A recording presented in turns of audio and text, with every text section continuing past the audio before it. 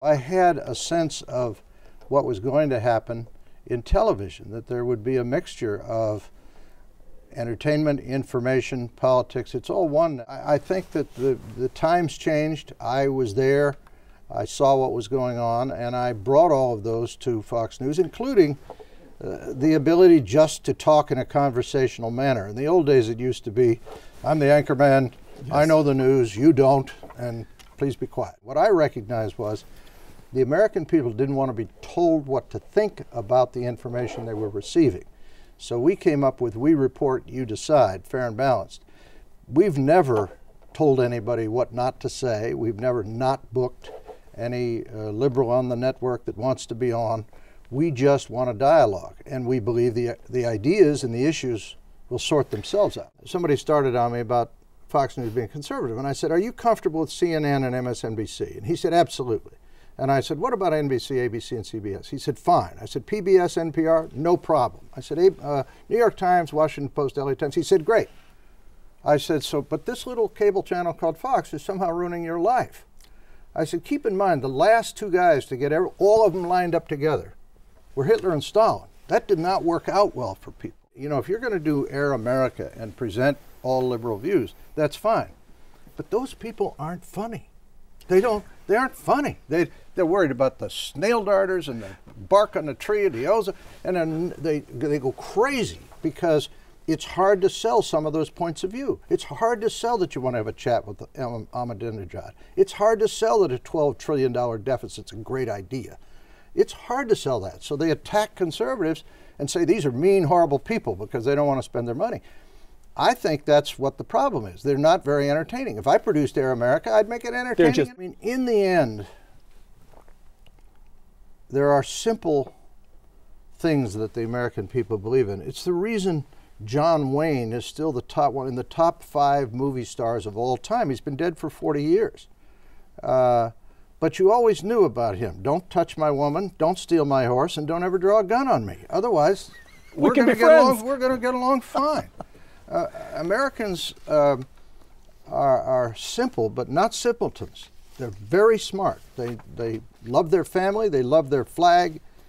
They think schools have gone off the edge and killed American history, and they have. And they think they ought to get to keep some of their own money. I mean, it's pretty simple stuff. Pretty simple. Richard Nixon. He was hard work. I mean, it wasn't comfortable. It wasn't his medium. I thought he was socially awkward. People who heard the Nixon-Kennedy debate believed he won it on radio, on right. Voice and substance.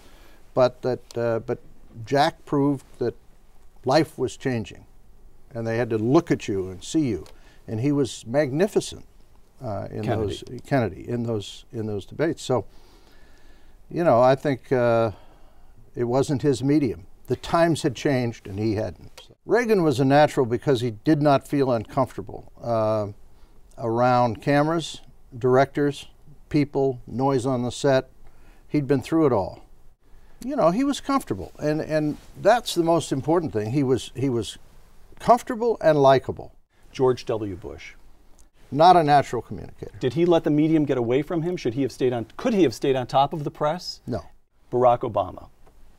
The first time I saw him was a few years before he ran on a stage, and I said, that guy is really good. Now, he was doing teleprompter speeches, but he was really good. And he's obviously very smart, comfortable with language, comfortable with audiences, and so on. That is a big step. He's much more of a natural communicator. He's overexposed. He's underexposed and overexposed. He said he's going to be transparent. He isn't. So that's underexposure. But he's on television every time I look at the television set. So he's kind of overexposed, but he's not letting us in on any of the inner workings of what he's trying to accomplish. You know, he's got... And the press and people respond to that. You can't pull that off. No, they have an investment in him now because they jumped so far in the tank during the election they can't get out. But he's smart, and you know, if you go to the American people sincerely and say, look, I really believe a $12 trillion deficit's a good idea. I mean, you have to sell it, but it's going to be a hard sell. You know, he has to sell his ideas.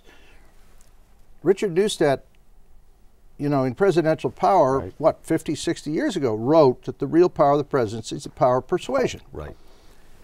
He said, I didn't sell my health care plan well enough. Well, he had a year. He had 127 appearances to sell it. So either he needs to look at his speechwriters or exactly what he's saying about it. The bottom line is, if you think you can trick the American people, the old line, I mean, you can fool some of them some of the time, but you're not going to fool all of them very long. I think Barack Obama has still the opportunity to be a great president, but he has to decide, you know, he has to lead the American people. He can't tell them what to do, and he can't do it in a back room, because they're going to catch on.